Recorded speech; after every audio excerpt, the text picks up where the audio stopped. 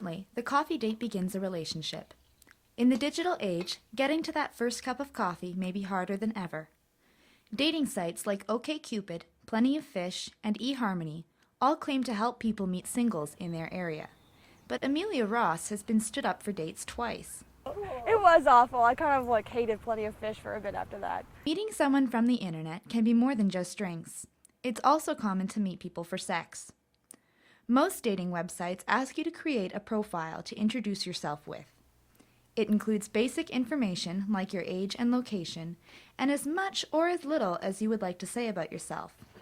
You can browse through other users' profiles, and they can view yours. If you're interested, you can send them a message. It's almost like you have to market yourself with online dating. It's very strange. It's not, you have to market yourself in regular dating too, but it's very different because the first thing people are reading is this blurb that you sort of have to edit. And it's a very strange way to present yourself to someone who is a prospective date or even just a prospective friend. OkCupid has thousands of multiple choice questions for users to answer on a variety of topics, from the mundane to the fantastic. Users can rank questions in terms of importance and compare their answers. But some of them are helpful. Things of religion, ethics, sex, and all that are important relationships. And at least knowing at a certain level what off the bat it will be, I think helps it. At eHarmony, we really get to know you. That way we can introduce you to someone really worth getting to know. Researchers at the University of California in Los Angeles recently poked holes in eHarmony's claims to science in its match algorithm. They say there's no way to replicate the data eHarmony bases its claim on. Unlike OkCupid and Plenty of Fish, which are both free, eHarmony requires users to buy a subscription to communicate with their matches. OkCupid seems to have a quality where Plenty of Fish seems to have quantity. A common use of dating sites is to meet people for casual sex. I'm openly listed as being bisexual, right? So the amount of people that email me and they're like, hey, me and my boyfriend are looking for a third party. I was like, no, that is not what I want. No one seems to mind questing for sexting on dating sites, but it's important to be upfront about your motives from the start. Jeff Barrieau notices a difference in the flavor of profiles for people looking to date versus people looking to hook up. It's fun just looking at the profile and the way that they describe themselves in order to do this. So in those cases, I would say that there's more apt to be exaggerations of things. From some quick browsing, there appears to be more men openly looking for sex on the internet. Really, girls are more likely to be able to go out and find a guy if they really want to. You go to a bar and if a girl says no, that's the end of it. You're not really going to see a guy that says no. Not everyone online gets those invitations. Elizabeth Meade has cerebral palsy and lives in a small town in Maine. I rarely get messages from people looking for a hookup because there's also a stigma behind, can people in wheelchairs, do things that are, romantic or sexual and yes.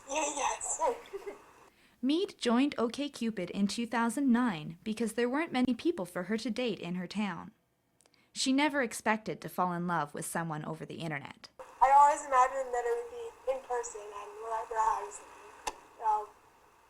But that's not to say that the fact that I did makes it any less, wonderful. She's just delightful. She's so full of joy and passion, and we care about a lot of the same things. And it's pretty remarkable and rare to find that in another person. And I think, especially as young as we are, and also finding that online was pretty crazy and very unexpected.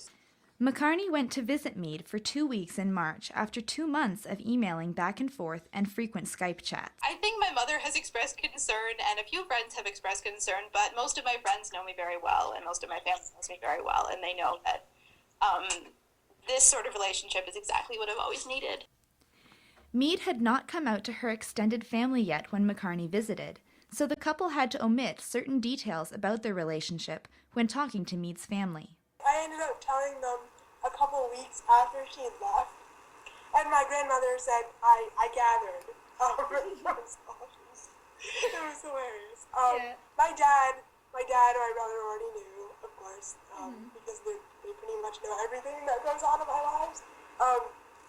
They're a pretty rock-solid support system. They always have been. Having people that support a relationship helps reduce the stigma associated with meeting someone online. I think there's always the association that it's not like the real thing of meeting someone in person, so it's less than at first. But when your hometown is tiny and the only people to date are the same folks that picked on you in high school, the internet has a lot of options. You definitely would have more options in a bigger pool, so to speak. A common misconception about online dating is people who use it are creepy or sinister in some way. I mean, if it's your only venue, then I'd say learn how to socialize a bit better. But it is something more for people who aren't very good at these normal social situations. Many people use online dating websites just to find some friends when they go to a new place. It's a good place to find shy people that just want to hang out.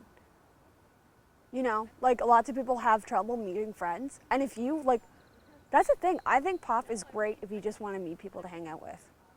Being able to make those new friends can also be a great way to meet other people you might be interested in.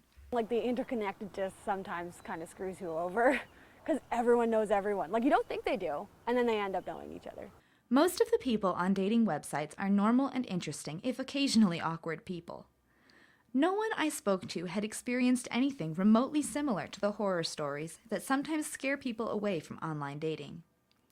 Still, when meeting someone for the first few times, you should always meet in a well-lit public place, tell your friends and family where you are going, and when you expect to be back, and above all else, trust your gut. For Stu Journalism, I'm Meredith Gillis.